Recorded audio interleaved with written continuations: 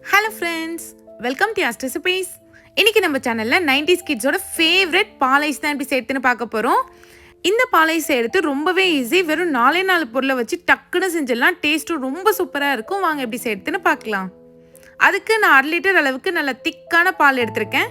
கண்டிப்பா பால் திக்கா இருக்கணும். அப்பதான் டேஸ்ட் ரொம்ப நல்லா இருக்கும். இப்போ இது கொதிக்கட்டும். இன்னொரு கப்ல 1/4 கப் அளவுக்கு பால் எடுத்திருக்கேன். இதுல 1 ஸ்பூன் அளவுக்கு கார்ன்ஃப்ளவர் மாவு சேர்த்து நல்லா கட்டி எதுவும் இல்லாம கலந்து வச்சுக்கலாம். இப்போ இதுவும் இருக்கட்டும். பால் பார்த்தீங்கன்னா நல்லா கொதிக்க ஆரம்பிச்சிருச்சு.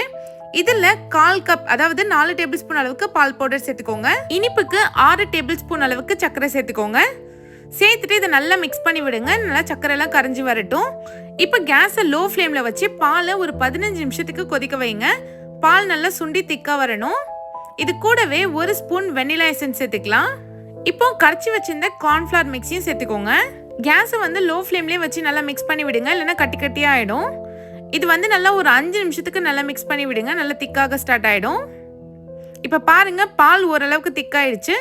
இந்த அளவுக்கு திக்கானாலே போதும், ரொம்ப திக்காகணும்னு அவசியம் இல்லை. கேஸ் ஆஃப் பண்ணிடலாம். நான் இன்னைக்கு பாப்சிக்கல் மோல்டில் தான் ஐஸ்கிரீம் செய்ய போகிறேன். உங்ககிட்ட பாப்சிக்கல் மோல்ட்ஸ் இல்லைன்னா நீங்கள் நார்மல் கிளாஸில் கூட செய்யலாம். அதுவுமே ரொம்ப சூப்பராக இருக்கும்.